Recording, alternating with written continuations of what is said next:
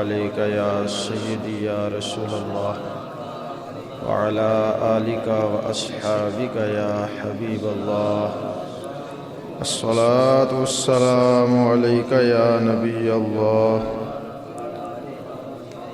وعلی آلکا و اصحابکا یا سیدی یا رحمت للعالمین۔ تمام تعریفیں اس رب العالمین کے لیے جو مالک کائنات ہے، رازق کائنات ہے،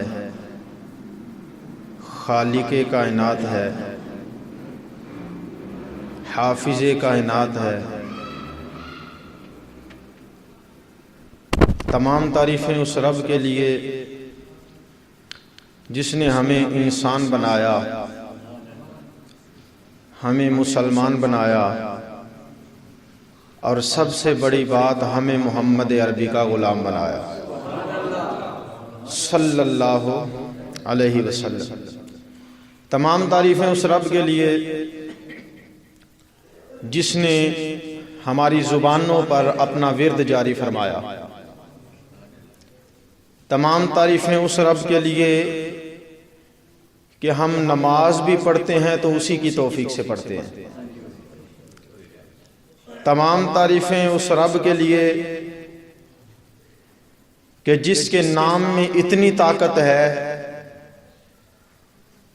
کوئی سمجھ کے پڑھ لے تو جہنم ٹھنڈی ہو جاتی ہے۔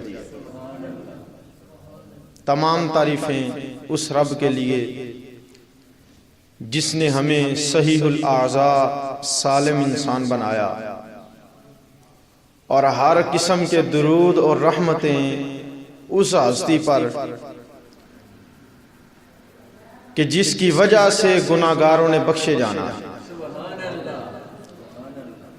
تمام رحمتیں اس محبوب پر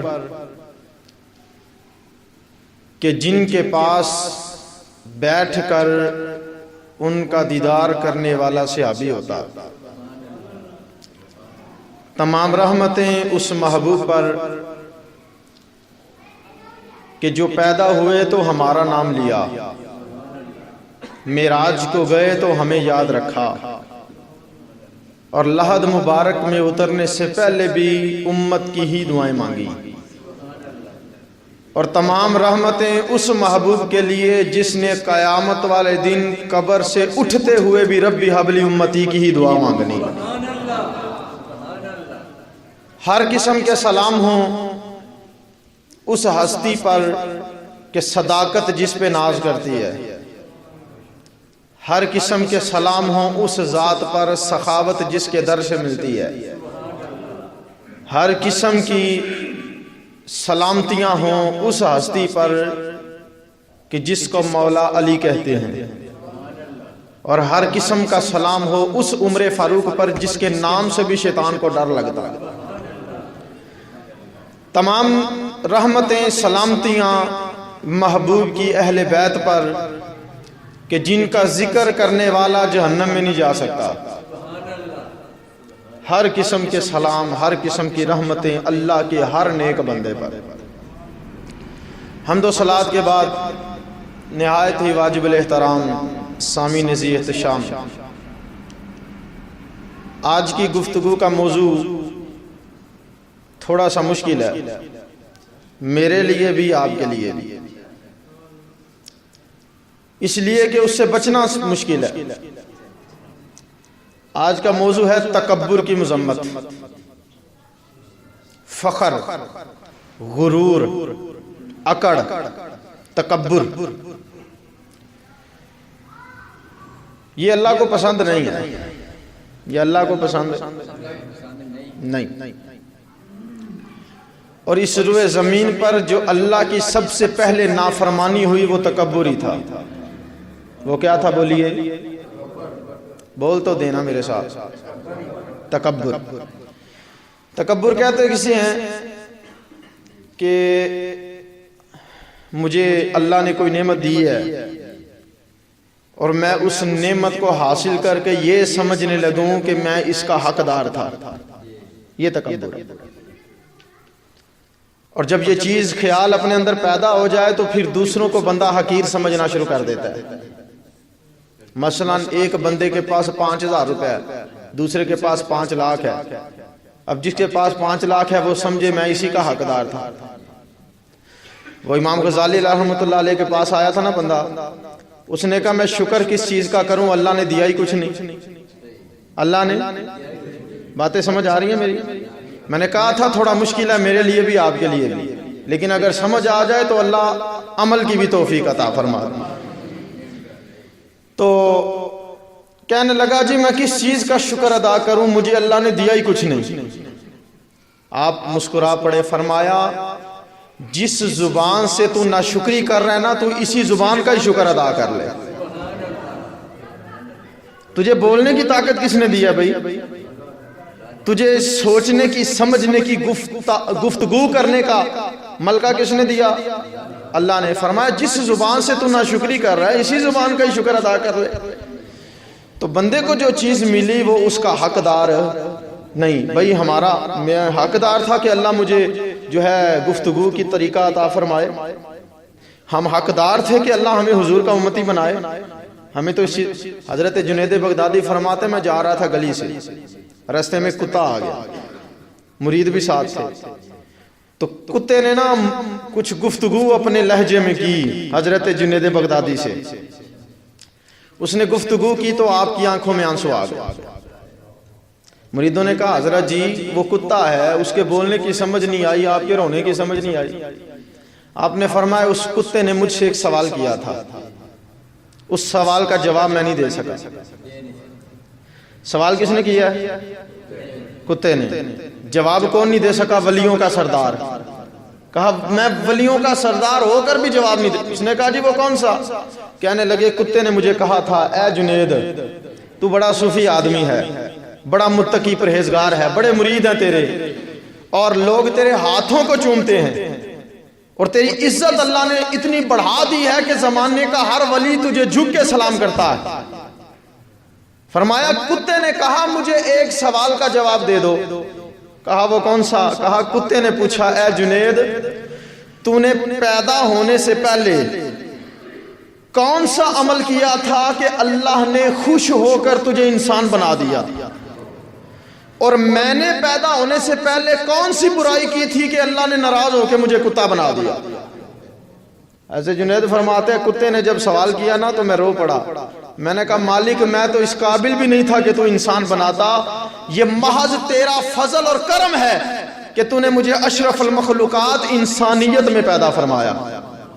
تو یہ کس کا فضل ہے؟ بولیں جو ہے نہیں ہوتے بولو نا. یہ کدا فضل ہے؟ اللہ تعالیٰ کا. کس کا فضل ہے؟ اللہ کا. اللہ نے ہمیں اپنے فضل سے دیا، سب کچھ دیا. ہم حقدار نہیں تھے. لیں ہم تخلیق آدم پہ ہی غور کر لینا قرآن میں تو ہم سارے تکبر کی جڑ ہی ختم ہو جاتی. اللہ فرماتا ہے جب آدم علیہ السلام کو احادیث مبارکہ کا نچوڑ بتانے لگا ہوں، جب اللہ نے آدم کو پیدا کرنے کا ارادہ کیا تو حضرت اسرائیل کو بھیجا زمین پہ. فرمایا جا زمین کی مٹی لے کے آ. تو پوری روئے زمین، یہ نہیں کہ کسی خاص کھڈا کھود کے تھوڑی سی مٹی لے کے آئے، نہیں، پورے روئے زمین کی جو اوپر والی تہ تھی، جو سب سے اوپر والی تہ تھی نا، ساری روئے زمین سے وہ مٹی اکٹھی ہوئی تو حضرت اسرائیل کی مٹھی میں آ گئی. اس میں کالے رنگ کی مٹی بھی تھی، لال رنگ بھی تھی، سفید رنگ بھی تھی، ریتلی بھی تھی، چکنی بھی تھی، ہر قسم کی مٹی حضرت اسرائیل کی مٹھی میں تھی. اور اسی مٹی سے اللہ نے حضرت آدم کو پیدا کیا. یہی وجہ ہے کہ اس آدم کی اولاد میں کوئی گورے رنگ کا ہے، کوئی کالے رنگ کا ہے، کوئی سرخ رنگ کا ہے، کوئی سفید رنگ کا ہے. یہ اس مٹی کی وجہ سے اللہ نے حضرت آدم کا پتلا مکمل کیا. جسمانی ساخت مکمل ہوئی تو جنت کے دروازے کے سامنے 40 دن تک اللہ نے حضرت آدم کو لٹائے رکھا. ابھی روح نہیں اتری، ابھی جسم میں روح نہیں اتری. تو حضرت آدم علیہ السلام کا پتلا بے جان تھا. فرشتے گزرتے تھے دیکھ کے حیران ہوتے تھے، کیونکہ اس سے پہلے کبھی ایسا سیمپل دیکھا ہی نہیں تھا انہوں نے. وہ بڑے حیران ہوتے یا اللہ یہ کیا بن گیا. اللہ فرماتا ہے انی اعلم ما لا تعلمون، جو میں جانتا ہوں وہ تم نہیں جانتے. جو میں جانتا ہوں وہ تم نہیں جانتے۔ 40 دن مکمل ہوئے، اب اللہ نے حضرت آدم علیہ السلام کے اندر روح ڈالنے کا حکم دیا۔ حضور فرماتے ہیں حضرت آدم کے قریب جب روح آئی، یوں سمجھیں یہ آدم ہے، یہ روح ہے، حضور فرماتے ہیں جب اس طرح قریب آئی نا تو وہ روح حضرت آدم علیہ السلام کے ناک کے نتنوں سے داخل ہوئی۔ کہاں سے؟ ناک کے نتنوں سے اندر داخل ہوئی تو ابا جی کو چھینک آ گئی۔ ناک سے روح داخل ہوئی تو حضرت آدم کو چھینک آ گئی۔ سب سے پہلا عمل جو تھا انسان کا وہ یہ تھا کہ ان کو چھینک آئی، اور جب روح نتنوں سے اتر کے زبان تک پہنچی، نتنوں کے پاس زبان ہے اور ناک کی جان کے بعد سب سے پہلے جو جان پیدا ہوئی زبان میں، تو جب نتنوں کے بعد زبان تک روح پہنچی تو زبان کو طاقت ملی، زبان ایکٹیویٹ ہو گئی۔ اب جب زبان میں جان پیدا ہوئی تو سب سے پہلے آپ نے زبان ہلائی، تو آدم علیہ السلام کی زبان سے جو سب سے پہلے نکلنے والا جملہ تھا وہ یہ تھا الحمدللہ۔ ہمارے ابا جی نے اللہ کا شکر ادا کیا، جان ملی تو کیا کہا؟ بولیں سارے، جان ملی تو کیا کہا؟ یہ ہمارے ابا جی کا درس تھا، تربیت تھی ہمیں، اے میرے بچوں اگر مجھے جان ملی ہے تو اس میں کمال میرا کوئی نہیں، تکبر اور اکڑنے والی بات کوئی نہیں، یہ نعمت اس کی دی ہے، شکر بھی اللہ ہی کا ادا کرنا چاہیے، شکر بھی اللہ کا۔ یہی درس ہمیں دیا، فرمایا جب تمہیں کوئی نعمت مل جائے تو الحمدللہ کہا کرو، اللہ کا شکر ادا کیا، یہ نہ کہو کہ میں اس کا قابل تھا، میں اس کا حقدار تھا۔ حضرت شیخ سعدی علیہ رحمہ فرماتے ہیں میں رو رہا تھا جب میرے پاؤں میں جوتا کوئی نہیں، ننگے پاؤں تھا، رو رہا تھا، یا اللہ تو نے جوتا نہیں مجھے عطا کیا۔ فرماتا پھر میں چپ کر گیا جب ایسے بندے کو دیکھا جس کے پاؤں کوئی نہیں تھی، میں نے کہا یا اللہ تیرا شکر ہے، میں جوتے کو روتا تھا، اس کا بیچارے کے پاؤں کوئی نہیں۔ تو اللہ نے جو دیا اس پہ راضی رہنے کا نام شکر ہے، اور جو دیا اس پر اترانے کا نام تکبر ہے، اور جو دیا اس کا شکر ادا نہ کرنے کا نام یہ فخر اور غرور ہے، اور یہ نافرمانی ہے جو اللہ کو ہرگز پسند نہیں۔ تو فرمایا حضرت آدم علیہ السلام نے کیا کہا؟ الحمدللہ۔ کیا کہا؟ اچھا پھر لطف کی بات ہے، حضرت آدم علیہ السلام جب اللہ نے انسان کو بنایا تو 4 طریقوں سے بنایا۔ ایک وہ انسان ہے جسے اللہ نے مٹی سے بنایا، دوسرا وہ انسان ہے جس کو اللہ نے بغیر باپ کے بنایا، بغیر ماں باپ کے، تیسرا وہ ہے جسے بغیر باپ کے بنایا، بغیر باپ کے بنایا، یعنی یہ اللہ کی قدرت ہے نا۔ آدم علیہ السلام کو اس نے بغیر ماں باپ کے بنایا، حضرت حوا کو بغیر ماں باپ کے بنایا، حضرت عیسیٰ علیہ السلام کو بغیر باپ کے بنایا، یہ اللہ کی قدرت ہے۔ علماء فرماتے ہیں اس کی وجہ یہ تھی کہ کل کو عورتیں فخر نہ کریں کہ اگر ہم نہ ہوتی تو بچے کیسے پیدا ہوتے، ہم نہ ہوتی تو نسلیں کیسے چلتی، اور مرد نہ اترائیں اگر ہم نہ ہوتے تو انسانیت کیسے بڑھتی۔ اللہ فرماتا ہے میں نے درس تمہیں پہلے ہی سمجھا دیا ہے، میں اس چیز پر قادر ہوں، چاہوں تو بغیر انسان کے بھی انسان پیدا کر دیا کرتا ہوں، چاہوں تو بغیر باپ کے، بغیر ماں کے، اور چاہوں تو مٹی سے بھی پیدا کر دیا کرتا ہوں۔ میں خالق ہوں، میں مالک ہوں۔ تم ہرگز کسی بات پہ فخر نہ کرنا، ہرگز کسی بات پہ فخر۔ ایسے آدم مکمل ہو گئے۔ اب اللہ نے آدم کو فرشتوں کے سامنے کھڑا کیا اور فرشتوں سے کہا کہ جو چیزیں تم آدم جانتا ہے ذرا تم بتاؤ۔ وعلم آدم الاسماء كلها ثم عرضهم على الملائكة فقال انبئوني باسماء هؤلاء ان كنتم صادقين، سورہ بقرہ۔ اللہ فرماتا ہے آدم کو میں نے تمام چیزوں کا علم دیا، پھر فرشتوں کے سامنے آدم کو کھڑا کیا اور کہا جس چیز کا آدم کو پتا ہے تم بتاؤ۔ فرشتوں نے کہا مولا ہم تو صرف اتنا جانتے ہیں جتنا تو نے بتایا، ہم صرف اتنا جانتے ہیں جتنا تو نے، اس سے زیادہ نہیں جانتے۔ اللہ نے فرمایا آدم اب تم بتاؤ۔ آدم علیہ السلام کو اللہ نے 7 لاکھ زبانیں عطا فرمائی تھی، 7 لاکھ بولیاں آدم علیہ السلام کو اللہ نے سکھائی تھی۔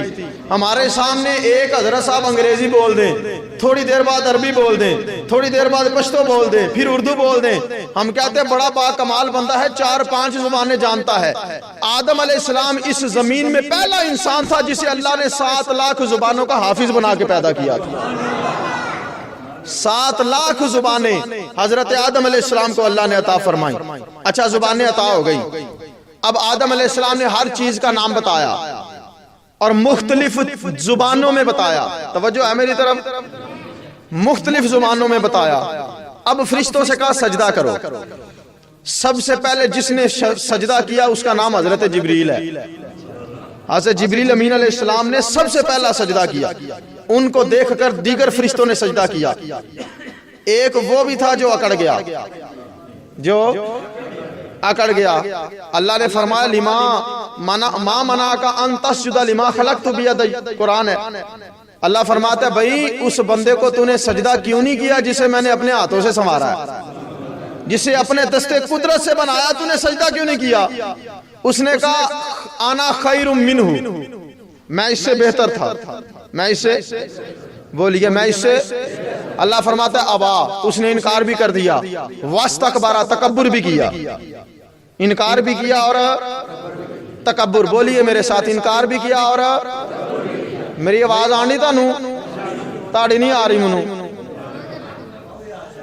توجہ میری طرف رکھیں, لائٹ کے بغیر بھی آواز آئے گی انشاءاللہ. میں نے کیا عرض کیا؟ حضرت آدم علیہ السلام, فرشتے نے وہ جو شیطان تھا اس نے کہا میں اس سے بہتر ہوں, میں اس سے بہتر ہوں. اب سنیے اللہ نے کیا فرمایا. اللہ رب العزت نے ارشاد فرمایا کہ تو نکل جا یہاں سے, لعنتی ہے آج کے بعد, تو برباد ہے, رجیم ہے, مردود ہے, اور قیامت تک تجھ پر لعنت ہے میری, قیامت تک تجھ پر لعنت ہے میری. اچھا کس بات کی وجہ سے اس پہ لعنت ہوئی؟ بولیے بھائی, اگر تو اس نے یہ کہا تھا میں آگ سے بنا ہوں, یہ مٹی سے بنا ہے, اس نے جھوٹ کہا تھا بھائی, سچی بات کی تھی نا اس نے, تو سچ بول کے بھی پھنس گیا بیچارہ. اس کا مطلب ہے کچھ سچ بھی ایسے ہوتے ہیں جو پھنسا دیتے ہیں, کچھ سچ بھی ایسے ہوتے ہیں جو پھنسا دیتے ہیں. اس نے موقع محال نہیں دیکھا, سچی بات, اس نے کہا یہ آگ, یہ مٹی سے بنا ہے, میں آگ سے بنا ہوں, میں اس سے بہتر ہوں. اللہ نے فرمایا تجھ پر قیامت تک میری لعنت ہے. اس نے کہا فَبِمَا أَغْوَيْتَنِ لَأَقْعُدَنَّ لَهُمْ صِرَاطَكَ الْمُسْتَقِيمَ. اس نے کہا یا اللہ تو نے مجھے گمراہ کر دیا, اب جو تیرا صراط مستقیم ہے میں اس کے درمیان بیٹھ جاؤں گا, تیرے بندے تیری راہ پہ چلتے ہوں گے. میں دائیں سے بھی حملہ کروں گا, میں بائیں سے بھی حملہ کروں گا, میں سامنے سے بھی حملہ کروں گا, میں پیچھے سے بھی حملہ کروں گا, چاروں طرف سے حملہ کر کے تیرے بندوں کو گمراہ کرنے لگوں گا, اور تیرے بندوں کو تباہ و برباد کر دوں گا, ان کے اعمال سارے ختم کر دوں گا. اللہ کے محبوب مسکرا پڑے, فرمایا شیطان دو چیزیں بھول گیا, ایک اوپر والی ایک نیچے والی. فرمایا اے محمد کے غلاموں, شیطان تم پہ حملہ کرتا ہے دائیں سے, پھر حملہ کرتا ہے بائیں سے, پھر حملہ کرتا ہے پیچھے سے, پھر حملہ کرتا ہے آگے سے. نہ وہ اوپر سے حملہ کر سکتا ہے نہ وہ نیچے سے حملہ کر سکتا ہے. اگر تم دعا کے لیے ہاتھ اوپر اٹھاؤ گے اللہ پھر بھی معاف کر دے گا, سجدے کے لیے زمین پہ جھکو گے اللہ پھر بھی سارے گناہ معاف فرما دے گا.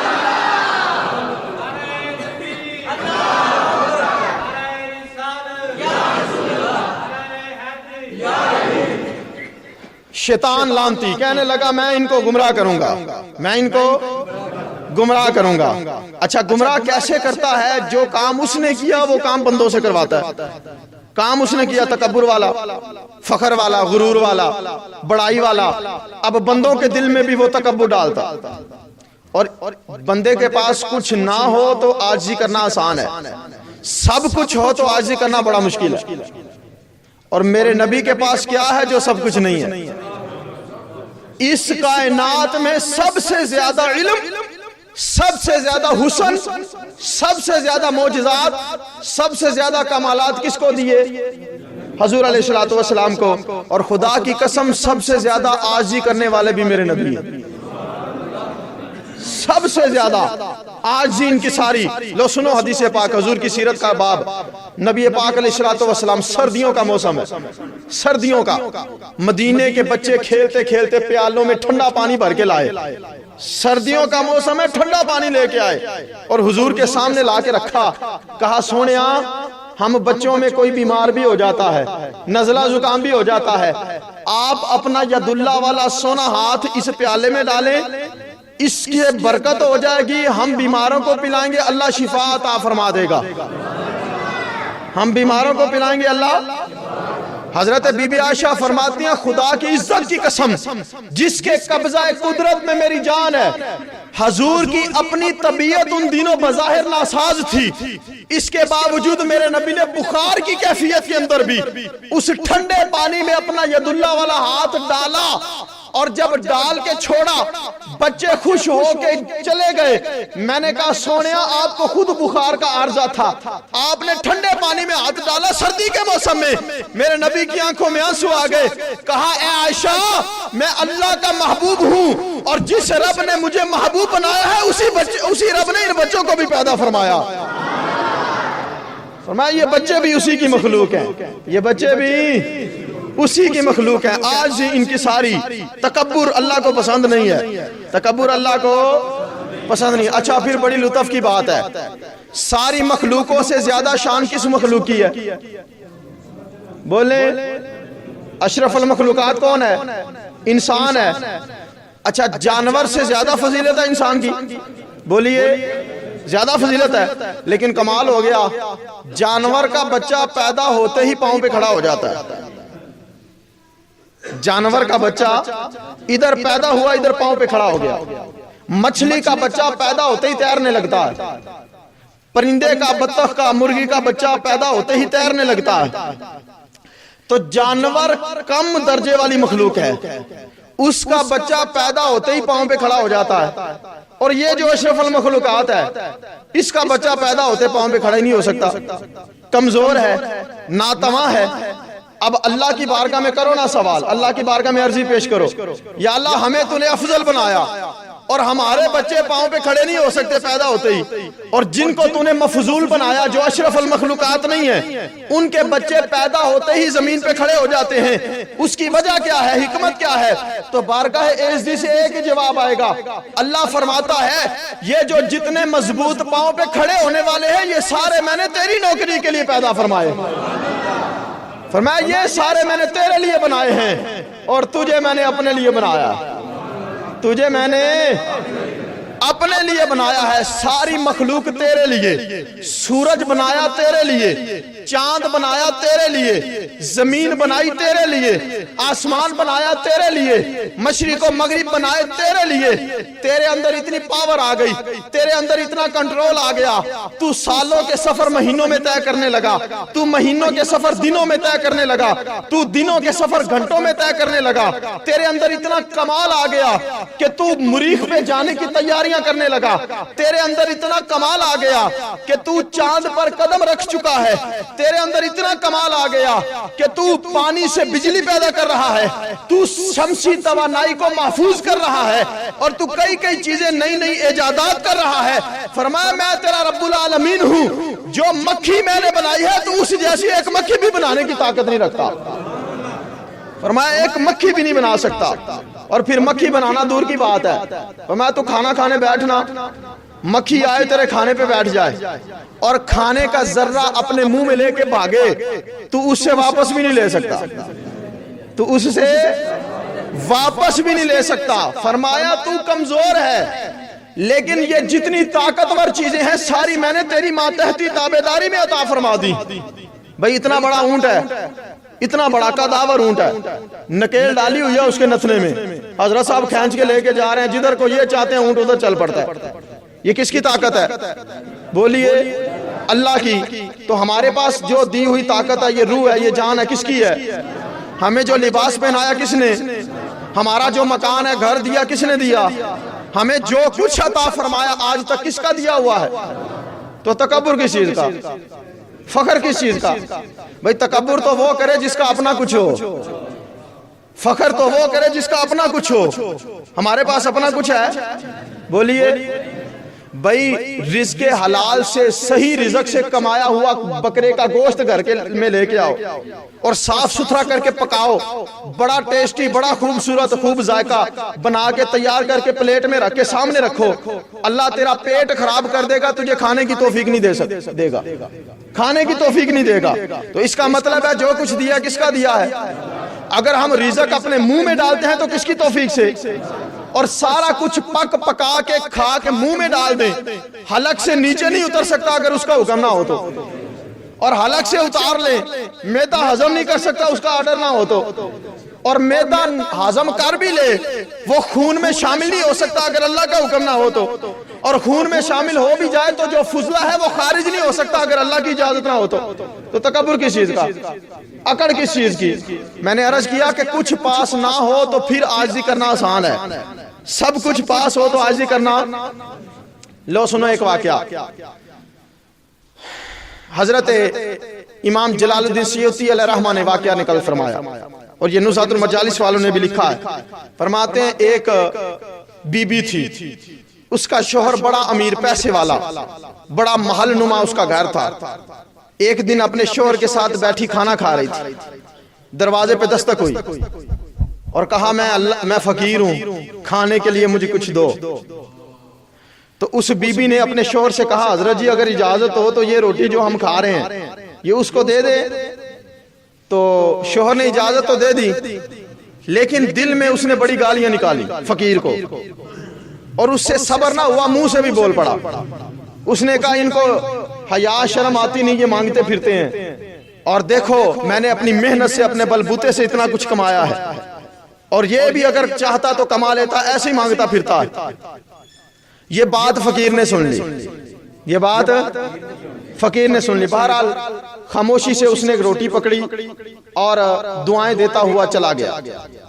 بزرگ فرماتا ہے کچھ عرصہ گزرا، وہ جو امیر بندہ تھا اس کے کاروبار میں نقصان ہونا شروع ہو گیا، کاروبار میں نقصان ہونا، پیسے کم ہونے، آمدنی کم ہونی شروع ہو گئی۔ اسے اپنی فیکٹریاں بیچنی پڑی، جو بھی اس کا کاروبار تھا اس نے بیچ ڈالا۔ بالآخر ایک وقت ایسا آیا اسے اپنا مکان بھی بیچنا پڑا، مکان بک گیا۔ پھر کچھ عرصہ گزرا تو حالات اتنے ماڑے ہو گئے کہ اپنی بیوی کو بھی سنبھال نہیں سکتا تھا۔ اس نے بیوی سے بھی کہا کہ تو مجھ سے طلاق لے لے اور کسی اور جگہ جا کے شادی، اپنے ماں باپ کے گھر جا کے رہ، میرے اندر اتنی طاقت نہیں رہی کہ میں تجھے بھی سنبھال سکوں۔ اس نے بیوی کو طلاق دی، بیوی اپنے گھر والوں کے پاس جا کے بیٹھ گئی۔ اب یہ بالکل کنگال ہو گیا، اور اتنا کنگال ہو گیا کہ مانگنے لگا، اب بھیک مانگنے لگا۔ لکھتے ہیں بزرگ فرماتے ہیں کہ 1 سال کے بعد اس بی بی کا رشتہ آ گیا کسی امیر گھرانے سے۔ تو جب اس کا رشتہ آیا ماں باپ نے وہاں شادی کر دی۔ اب وہ بی بی اپنے اس امیر شوہر کے ساتھ بیٹھ کے ایک دن کھانا کھا رہی تھی، دروازے پہ پھر دستک ہوئی۔ بیوی نے پوچھا شوہر سے حضرت جی اگر اجازت ہو تو یہ روٹی فقیر کو دے دوں؟ وہ مسکرا کے کہنے لگا دے دے، میں بھی کبھی فقیر ہوتا تھا، دے دے میں بھی کبھی فقیر ہوتا تھا۔ وہ سعادت مند بیوی اٹھی اور روٹی لے کے دروازہ جب اس نے کھولا نا تو ایک چیخ ماری اور بے ہوش ہو کے زمین پہ گر گئی۔ اس کا شوہر بھاگا بھاگا باہر آیا، بیوی کو کیا ہو گیا؟ جب باہر جا کے دیکھا بیوی کے منہ پہ پانی کے چھینٹے ڈالے، اسے ہوش آیا، کہنے لگا تجھے کیا پریشانی ہے، بے ہوش کیوں ہو گئی ہے؟ اس نے کہا یہ جو فقیر دروازے پہ آیا یہ میرا پہلا شوہر تھا، یہ میرا پہلا، یہ وہی بندہ ہے جس سے کہ پہلے میں بیوی تھی، اور یہ تکبر کرتا تھا، فخر اور غرور کرتا تھا، اس کی سزا اسے ملی۔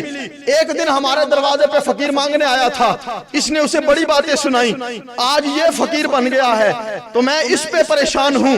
وہ جو اس کا دوسرا شوہر تھا وہ مسکرا پڑا، اس نے کہا جانتی ہے میں کون ہوں؟ اس نے کہا نہیں میں نہیں جانتی۔ فرمایا میں وہی فقیر ہوں جو پہلے دن تیرے دروازے پہ آیا تھا۔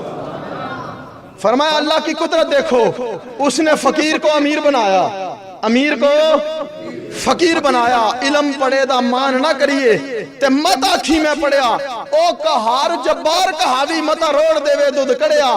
میاں صاحب فرماتے ہیں اپنا کچھ ہو تو بندہ فخر کرے، اپنا کچھ ہو تو بندہ تکبر کرے، جب دیا سب کچھ اسی کا ہے۔ ہمیں تو اسلام نے درس بھی یہ دیا ہے، کوئی فوت بھی ہو جائے تو یہ کہا کرو انا للہ و انا الیہ راجعون، بے شک ہم خود بھی اللہ کے ہیں اور اللہ کی طرف ہمیں لوٹ کے جانا۔ تو تکبر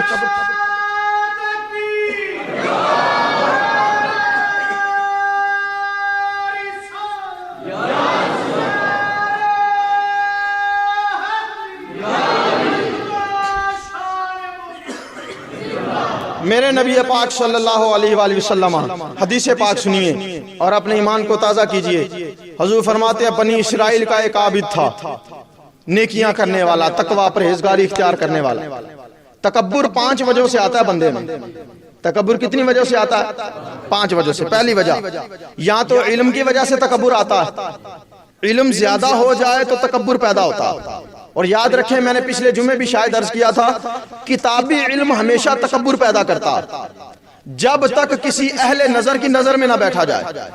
کتابی علم ہمیشہ تکبر پیدا کرتا ہے۔ جس طرح میں نے ایک واقعہ بھی سنایا تھا، چلو میں دوبارہ دہرا دیتا ہوں، میرا بھی ایمان تازہ ہوگا، آپ کا بھی ہوگا۔ حضرت مولانا جلال الدین رومی رحمۃ اللہ علیہ کتابوں کا انبار لگائے بیٹھے نہر کے کنارے اپنے شاگردوں کو پڑھا رہے تھے۔ حضرت شاہ شمس تبریز رحمۃ اللہ تعالی علیہ چلتے چلتے اس مجلس میں آ گئے اور حضرت مولانا روم سے، پہلے تکبر تھا، فخر تھا ان کے اندر، مولانا روم سے انہوں نے کہا یہ جو کتابیں پڑھی ہیں یہ کیا ہے؟ حضرت مولانا روم نے فرمایا یہ وہ ہے جس کا تجھے پتہ ہی کوئی نہیں، یہ وہ ہے جس کا تجھے پتہ ہی کوئی نہیں۔ حضرت شاہ شمس تبریز کو جلال آیا، آپ نے ساری کتابیں اٹھائیں، نہر میں پھینک دیں، غصے میں لال پیلے ہو گئے مولانا روم، اور کہا یہ کیا کر دیا، میرا علم کا سرمایہ سارا بہا دیا۔ حضرت شاہ شمس تبریز نہر میں اترے اور ایک ایک کر کے جب کتابیں باہر نکالیں، ساری کتابیں بالکل خشک تھیں، ایک پانی کا قطرہ بھی انہیں نہ لگا۔ مولانا روم نے مسکرا کے کہا یہ کیا ہے؟ شاہ شمس تبریز کہنے لگے یہ وہ ہے جس کا تجھے پتا کوئی نہیں، یہ وہ ہے جس کا علم پڑے دا مان نہ کریے، مت آکھی میں پڑیا، او کہار جبار کہاوی متا روڑ دے وے دد کڑیا۔ فرمایا سب سے پہلا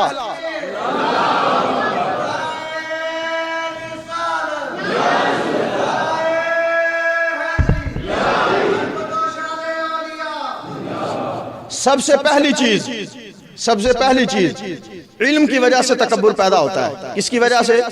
علم کی وجہ سے۔ دوسری چیز، بندے کے پاس پیسے زیادہ ہوں تو پھر بھی تکبر آتا ہے۔ پیسے زیادہ ہو جائیں نا، میرے پاس مال زیادہ ہے، میرے پاس رزق زیادہ ہے، میرے پاس گاڑی بڑی ہے لہذا میں بڑا ہوں، پیسے زیادہ ہوں تو تکبر آتا ہے۔ بھئی پیسہ کوئی کمال والی چیز ہے؟ بولیے، اگر پیسہ کمال والی چیز ہوتی تو قارون کے پاس تھا، اسے جہنم سے بچایا کیوں نہیں پیسے نے؟ اگر پیسے سے انسان کی زندگی بنتی ہوتی، اور پیسے کی تو بات ہی کوئی نہیں، ہمیں تو اقبال نے بھی سمجھایا عمل سے زندگی بنتی ہے، جنت بھی جہنم بھی، یہ خاکی اپنی فطرت میں نہ نوری ہے نہ ناری۔ اگر پیسے سے انسان کا مستقبل سنورتا ہوتا تو نمرود کا کیوں نہیں سنورا، حامان کا کیوں نہیں سنورا، فرعون کا کیوں نہیں سنورا؟ پیسے سے مستقبل نہیں سنورتا، اگر دل میں روح بلالی پیدا ہو جائے تو بلال حبشی کی طرح مستقبل بھی روشن ہو جایا کرتا۔ مستقبل روشن ہوتا ہے حضور کی نسبت سے، حضور کی غلامی سے۔ تیسری بات، پہلی بات علم، دوسری بات مال، تیسری بات یہ ہے بندے کے پاس حسن زیادہ ہو تو تکبر آتا۔ بندے کا رنگ چٹا گوڑا ہو اور ایک بدصورت بندہ بظاہر ہو اور کالے رنگ کا ہو تو اس سے تھوڑی سی گن کھاتا ہے بندہ۔ یہ عام طور کی بات کر رہا ہوں، للأکثر حکم الکل کے تحت، وگرنہ الا ماشاءاللہ جسے اللہ بچائے اس کی تو شان ہی کیا ہے، وگرنہ عام طور پہ حسن کی وجہ سے تکبر آتا۔ یار میرا حسن میرے نین نقش سے زیادہ سونے ہیں، بتائیں ایمان سے اس کائنات میں سب سے زیادہ حسن والا چہرہ کس کا ہے؟ بولیے، سب سے زیادہ حسن والا چہرہ کس کا ہے؟ حضور کا حسن ہے، اور حضور نے تو کبھی حسن پہ تکبر نہیں کیا۔ حضور تو عاجزی انکساری کرنے والے تھے۔ نبی پاک علیہ السلام اتنا ملتا ہے، جو اللہ نے نعمت دی ہے اس کو بنا سنوار کے رکھنا، لباس صاف ستھرا پہننا، خوبصورت پہننا، اور چہرے کو بنا سنوار کے داڑھی میں کنگھی تیل لگا کے رکھنا، سرما لگا کے، یہ حضور کی سنتیں ہیں۔ حضرت عائشہ فرماتی ہیں ایک بدوی باہر آیا کسی کام سے، حضور نے گڑے کے اوپر چپنی رکھی ہوتی ہے، اس میں اپنا عکس دیکھا، اپنی دستار کو سیدھا کیا، اپنی زلفوں کو سنوارا، داڑھی شریف کو سنوارا۔ میں نے کہا حضور جب آپ گھر میں ہوتے ہیں سادہ حالت میں بیٹھتے ہیں، جب باہر کوئی ملنے آتا ہے تو بن سمر کے نکلتے ہیں، اس میں حکمت کیا ہے؟ میرے نبی مسکرائے اور فرمایا عائشہ ان اللہ تعالی جمیل ویحب الجمال، اللہ خود خوبصورت ہے، خوبصورتی کو پسند فرماتا۔ بنا سنوار کے رکھنا اور بات ہے، تکبر کرنا اور بات ہے۔ حسن کی وجہ سے تکبر آتا ہے۔ بھئی اگر حسن انسان کو کامیاب کرتا ہوتا تو ابو لہب قریشیوں میں سب سے زیادہ حسین تھا۔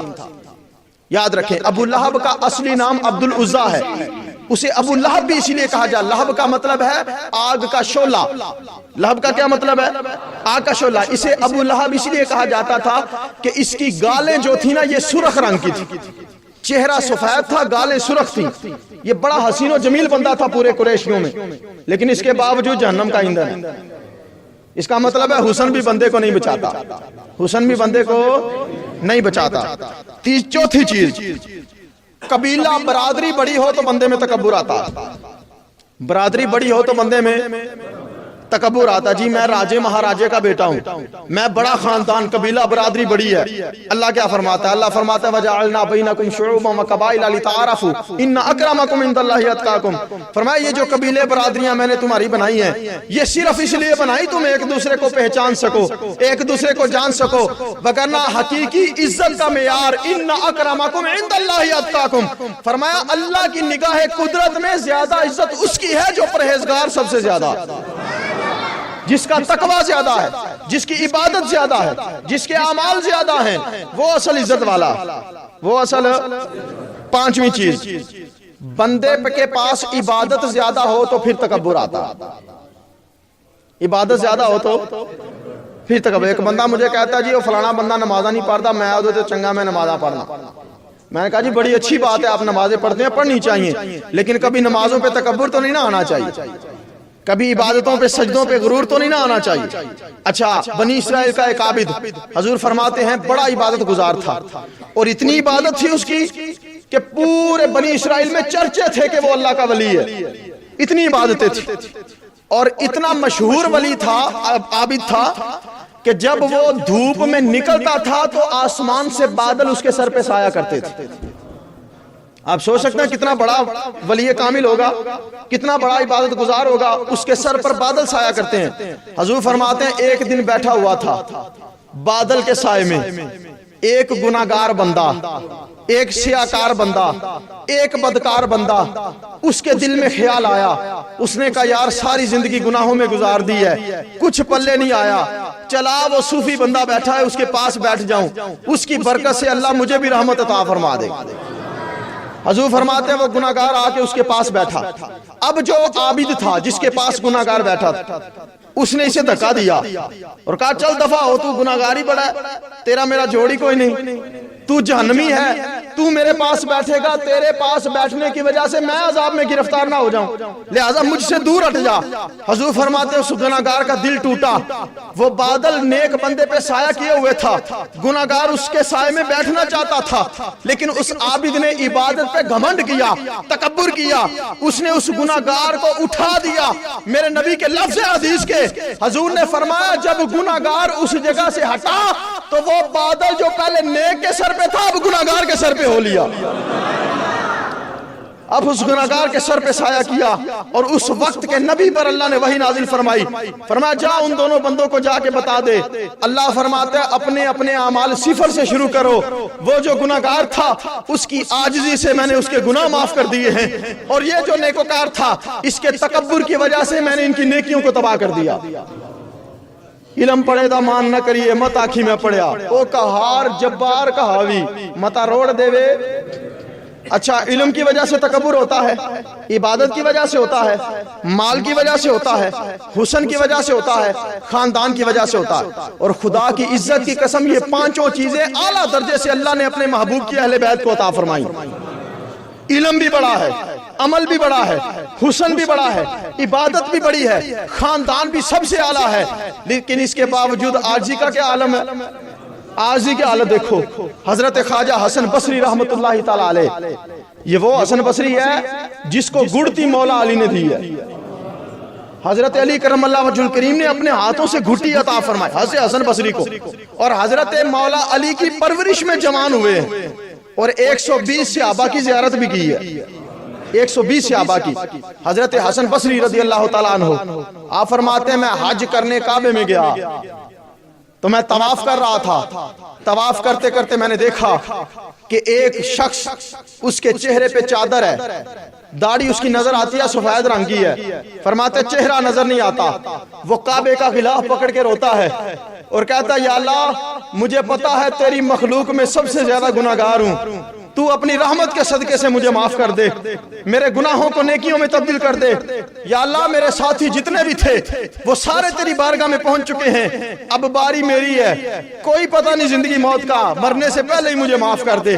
حضرت حسن بصری فرماتے ہیں کہ میں بڑا حیران تھا، اتنی دردناک آواز میں کون دعا کر رہا ہے؟ فرماتے پھر میں نے سوچا اس کا معاملہ ہے، اللہ جانے وہ جانے، مجھے درمیان میں ٹانگ نہیں اڑانی چاہیے۔ فرماتے پھر میں طواف کرنے لگا کہ اچانک تھوڑی دیر بعد میں نے دیکھا اس نے ایک درد بھری آہ بھری اور رو کے کہتا یا اللہ تجھے صدقہ نبی کی بیٹی فاطمہ کا، تجھے واسطہ نبی کی بیٹی فاطمہ کا، میرے گناہ معاف کر دے، بڑا گناہگار بندہ ہوں تیرا۔ حضرت حسن بصری فرماتے ہیں مجھ سے صبر نہ ہوا، اس کی آواز میرے دل میں چوٹ کر گئی۔ پھر میں نے سوچا چلو اس کا معاملہ ہے، معافی مانگ رہا ہے، مانگتا رہے۔ فرماتے ہیں ایک جو ہے نا طواف ایک چکر لگا کے واپس آیا، میں نے دیکھا اس نے چیخ ماری اور زمین پہ گر کے بے ہوش ہو گیا، زمین پہ گر کے بے ہوش۔ حضرت حسن بصری فرماتے ہیں میں قریب گیا، اس کی زلفیں اس کے چہرے پہ بکھری ہوئی تھی، میں نے اس کی زلفوں کو جب ہٹایا تو میں اس کا چہرہ دیکھ کے میرا کلیجہ کانپ اٹھا۔ میں نے کہا حضرت جی اگر آپ کا حال یہ ہے تو ہم جیسے نکموں کا حال کیا ہوگا؟ فرماتے ہیں لوگو جب میں نے دیکھا نا تو وہ کوئی عام بندہ نہیں تھا، وہ کربلا میں حسین کا بچنے والا اکیلا بیٹا امام زین العابدین تھا۔ فرماتے امام زین العابدین چیخ رہے تھے یا اللہ بڑا گناہگار ہوں معاف کر دے، میرے گناہ بہت زیادہ ہیں تیری مخلوق سے بھی، یا اللہ تو بخشنے والا ہے معاف کر دے۔ حضرت حسن بصری فرماتے میں نے قدم چومے، حضرت امام صاحب کی آنکھ کھلی اور آنکھ کھولی نا چہرے میں آنسو تھے، داڑھی سفید تھی اور میری طرف دیکھا اور کہا حسن بصری میں نے سنا ہے تو بڑا نیک آدمی ہے، یار تو کعبے کا غلاف پکڑ اور اللہ سے کہہ یا اللہ حسین کے بیٹے کو معاف کر دے، فاطمہ کے نواز سے پوتے کو معاف کر دے، حسین کے بیٹے کو معاف کر دے۔ حضرت امام حسن بصری فرماتے ہیں حضور آپ کے صدقے سے امت نے بخشی جانا ہے، آپ اس طرح دعائیں مانگ رہے ہیں۔ حضرت خواجہ حسن بصری نے قدم پکڑے امام زین العابدین کے، کہا مجھ سے یہ گستاخی نہ کروائیں۔ فرمایا نہیں نہیں میرا حکم ہے تو دعا مانگ اللہ سے کہ اللہ زین العابدین کو معاف کر دے۔ حضرت حسن بصری فرماتے حکم تھا، میں نے کعبے کا غلاف پکڑا، جرت نہ ہو سکی میری زبان سے لفظ نکلے یا اللہ زین العابدین کے بیٹے کے صدقے سے ساری امت کو ہی معاف فرما دے، ساری امت کے گناہ۔ فرماتے ہیں ساری رات رونے میں گزری۔ امام زین العابدین علم بھی بہت ہے، حسن بھی بہت ہے، خاندان بھی بڑا ہے، تقوی بھی بڑا ہے، عبادت بھی بہت زیادہ ہے، لیکن تکبر نام کی چیز بھی نہیں وہاں ملتی، اتنی عاجزی کی ساری ہے۔ فرماتے ہیں ساری رات رونے میں گزری، جب صبح اٹھے فجر کی اذان ہوئی، امام زین العابدین نے کہا اے حسن بصری تو مجھ سے 2 وعدے کر کے جا۔ فرمایا حضور حکم کیجئے۔ فرمایا جب بھی تو کعبے میں آئے نا تو کعبے کا غلاف پکڑ کے میری بخشش کی دعا ضرور کر دینا، اللہ سے کہنا حسین کے بیٹے کو معاف کر دے، میری بخشش کی دعا مانگنا، اور دوسرا وعدہ کر جب قیامت کا دن ہوگا حسین کے بیٹے کے اعمال تولے جا رہے ہوں گے اور تو پاس کھڑا ہوگا، اگر میرے گناہ بڑھ گئے تو اللہ سے ہاتھ جوڑ کے کہنا یا اللہ تجھے حسن بصری کا واسطہ زین العابدین کو معاف کر دے، تجھے حسن بصری کا۔ آپ دیکھو آج انکساری کی حد ہو گئی، علم بھی کمال دیا، حسن بھی اللہ نے کمال دیا، خاندان بھی کائنات کے قبیلوں میں سب سے افضل دیا، اس کے باوجود آج انکساری کا عالم یہ ہے۔ فرماتے ہیں یا اللہ تیری مخلوق میں کسی کے اتنے گناہ نہیں جتنے زین العابدین کے گناہ۔ ابا واستکبرا، شیطان نے انکار کیا، تکبر کیا، اس نے کہا میں اس سے بہتر ہوں، جو کہتا ہے میں بہتر ہوں اللہ اسے بدتر بنا دیتا۔ اور حضرت میر عبد الواحد بلگرامی رحمۃ اللہ علیہ سبع سنابل شریف میں لکھتے ہیں، فرماتے ہیں جو بندہ اپنے آپ کو فرعون سے بدتر نہ سمجھے، جو اپنے آپ کو فرعون سے بدتر نہ سمجھے وہ فرعون سے بھی بدتر ہے۔ فرمایا جو اپنے آپ کو فرعون سے برا نہ سمجھے، اعمال کے لحاظ سے، ایمان کے لحاظ سے نہیں، ایمان تو اللہ نے ہمیں دیا ہے، عقیدہ تو اللہ نے ہمیں عطا فرمایا ہے، نسبتیں تو ہماری کمال ہیں، یہ بات عمل کی ہو رہی ہے کہ بندہ عمل کے لحاظ سے جو بندہ اپنے آپ کو فرعون سے برا نہ سمجھے وہ فرعون سے بھی برا ہے۔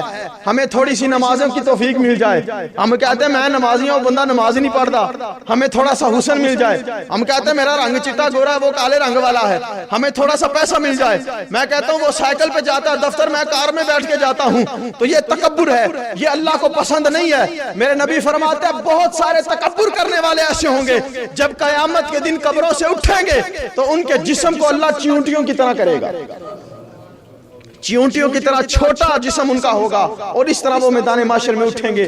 بھائیو، اللہ رب العزت نے جو کچھ دیا ہے وہ ہمارا نہیں، نہ جان ہماری، نہ لباس ہمارا، نہ عقل ہماری، نہ دل ہمارا، نہ مکان ہمارا، نہ لباس، نہ پیسہ ہمارا، جو کچھ دیا ہے صرف اللہ نے اپنے فضل سے عطا فرمایا ہے۔